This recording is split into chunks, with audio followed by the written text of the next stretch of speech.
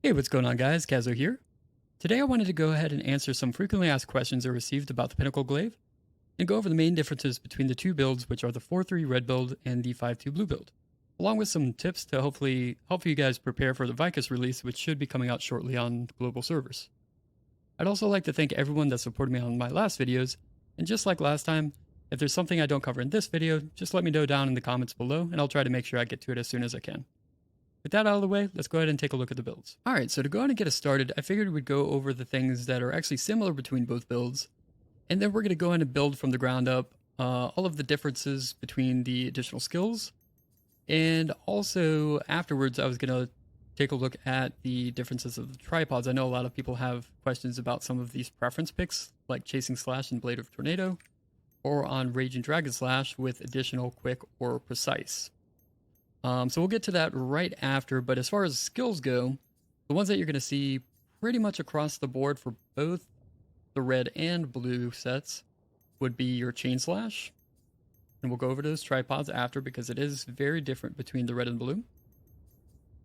We have Flash Kick for mobility, excellent mobility here. Vault for counter with mobility. Half Moon Slash, Flurry Expertise, Final Decision, and then our preference pick. Raging Dragon with Quick Prep, Preference Pick in the middle, and then Awakening. Wheel of Blades, Magic Control, Weak Point Detection, and Consecutive Spin. Chuckling Blue Dragon for our party synergy, Quick Prep, Blitz, and Critical Spear. Then in our red stance, we have Thrust of Destruction, Quick Prep, Weak Point, and Air Ripping Thrust. And Red Dragon's Horn, Quick Prep, Spear of Destruction, and Weak Point Detection. Alright, so now let's go back to our Half Moon Slash and Raging Dragon Slash. Again, these are preference picks, so you can make any combination that feels most comfortable to you. But I have found basically 3 that have shown the best results for me, and I've done a ton of testing with them, and hopefully they can help you out as well. So if you're going to be doing a 4-3 red build, and you have a legendary Galewind, then I recommend taking Precise Slash, which is your slow, hard-hitting ability, and Blade of Tornado, which is your basically immediate, middle-range kind of damage. If you don't have a legendary Galewind and you're going to be doing an epic Galewind on Raging Dragon, or maybe you're going to be running like an Overwhelm or something like that, depending on the scenario, then I'd recommend taking Additional Slash with Chasing Slash. This gives you pretty much the exact same result. It has your slower wind-up skill with Chasing Slash with higher damage and a little bit reduced damage from Additional Slash. And the very last combination of the two would be if you're going to be running a 5-3 blue build. You would swap that over to Blade of Tornado and Additional Slash. Once you do have really high level gems and tripods, then you might be able to take in Quick Slash, depending on what your cooldown reduction is. But if you're taking Quick Slash and Blade of Tornado, and you're noticing that some of your other skills aren't off cooldown yet, and you're having gaps in your rotation, usually having a little bit of a longer skill animation will help that out and kind of smooth things over a little bit. So those are my 3 recommendations for that.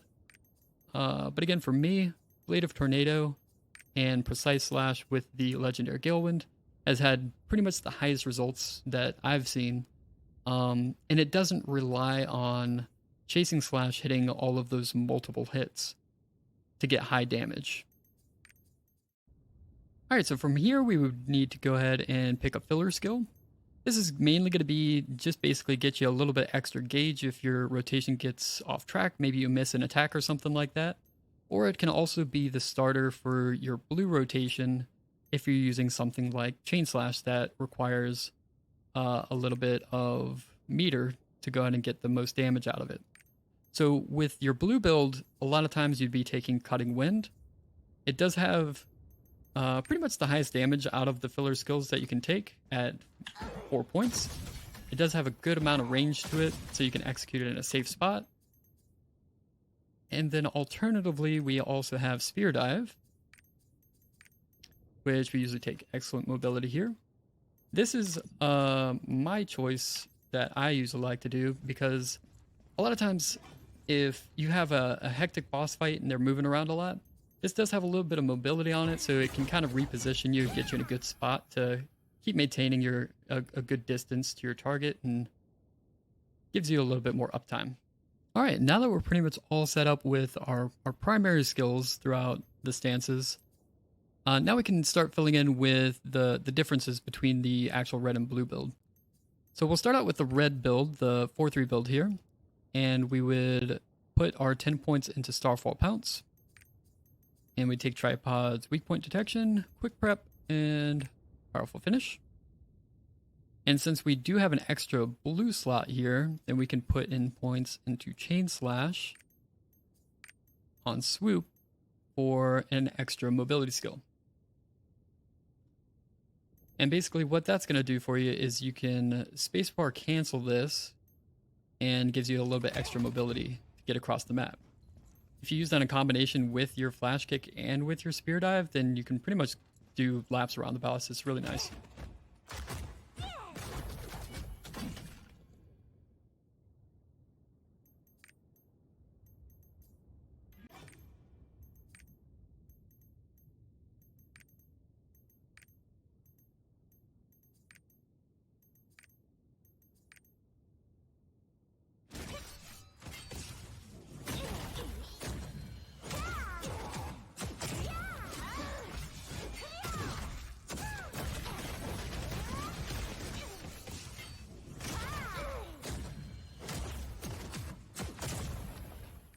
Alternatively, if you're going to be going with the blue build, then in most cases you'd be taking Cutting Wind as your filler skill, and you'd be putting your points into Chain Slash, but all the way up to 10 this time. And you would take Fatal Strike, Final Decision, and Brilliant Spear, which would give you a nice ranged option for hitting your target. But you do need to make sure that you actually fill up a little bit of your stance before you use the skill to get the most damage out of it.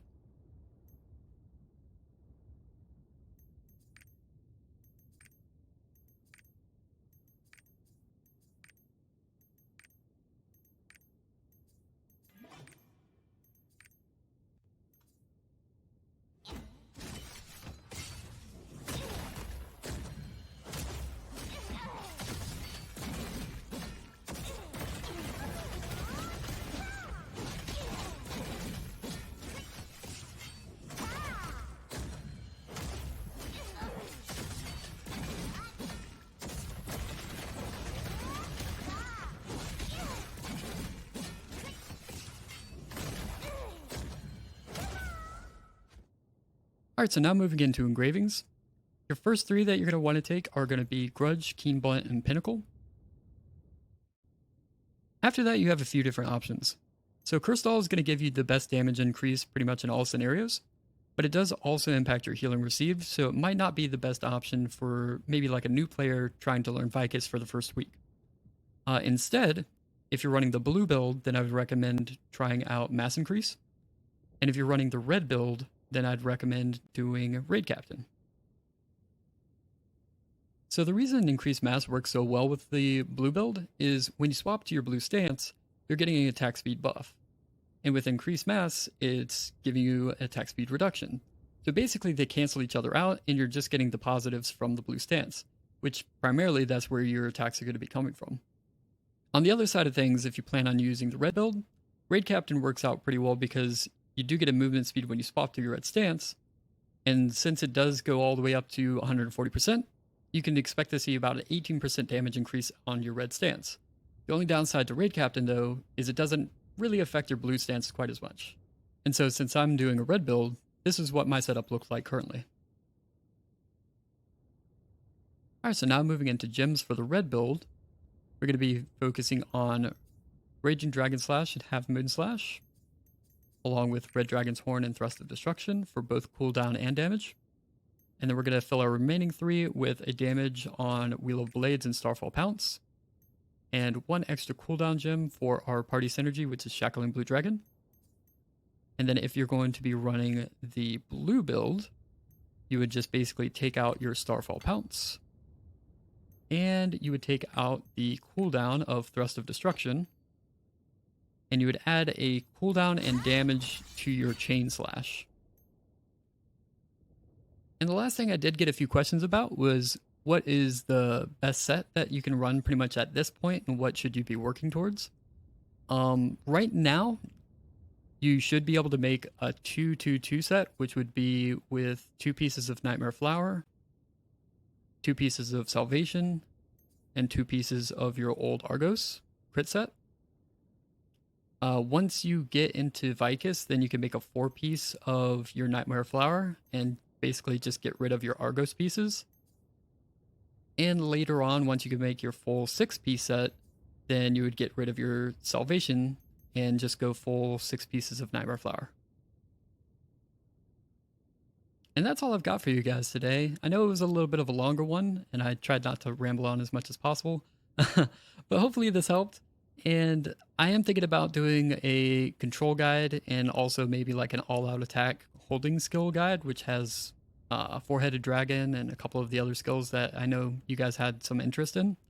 So let me know in the comments down below if you wanted to see something like that. But otherwise, I'll see you guys next time. Thanks. Bye.